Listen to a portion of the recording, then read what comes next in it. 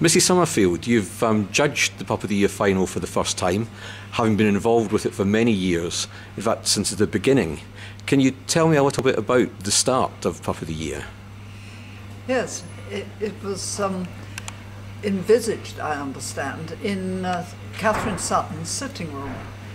She'd invited the Dangerfields, as Stanley was one of our top judges and commentators at the time. And Stanley took up the idea of the competition and talked to the Daily Express about it, because he used to write for the Daily Express, and they thought it was a good idea and went ahead with the competition, and that's how it started. And it developed on from there. Daily Express fell away and new sponsors came in.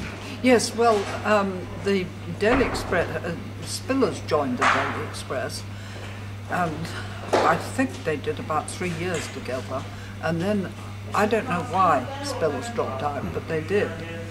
Well, then the Daily Express decided to move on to other things, and so they stopped their sponsorship. And at that stage, I thought it would be bad if the competition, which was already such a success and much enjoyed and loved among dog people, if it stopped. So I spoke to Catherine Sutton and said how much I'd like Dog World to be involved, and she said go for it. And so I did. I was pleased to have the support of Dog World Board, but I have to say that I went after it first. But the first person I did ring was John Delap of Spillers, who had been involved earlier, and they and he said immediately, yes, I'd love to, we'd love to do that, and that's how we became involved. And the rest is history. It's become a phenomenal... The rest is history, yes, and we, of course, Spillers, well, we've used different brand names for the competition, but they were also taken over, I think, by BP, and then later, of course, by Purina. Excellent. The enthusiasm for the competition has been throughout from all those firms and all the people involved. And I'm personally proud to have worked with so many very, very good people. Although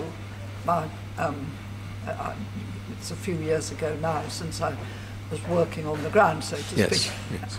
And your experience of judging, I mean, how did that go? Did you enjoy yourself? It was wonderful. I mean, it's not easy judging puppies, and nobody can pretend that it is, and they do alter. And, you know, some of the puppies, judges would have thought perhaps I shouldn't have put that one up, etc. But the majority of them are really lovely. Okay. During the years we've used several different venues. Early ones were in hotels, etc. And then the first time it was held at the zoo. And then it was held at various dog shows, including Driffield and LKA. And but then we moved on to the Porter-Ton Room in London, which was really lovely, but of course full of history. But the parking was alarming, and it wasn't easy for people to get to in the heart of the city of London. Yeah. Then we went to Luton.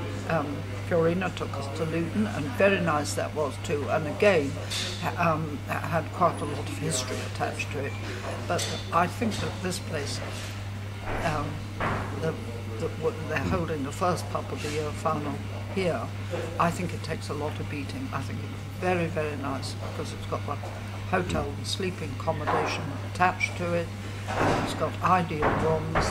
The room for the final was excellent, the lighting's good, the acoustics are good, and there's masses of parking and places for people to exercise their dogs. So well done, Purina, and thank you for finding this lovely place. Thank you for that, and I'm glad you enjoyed the experience. Thank you.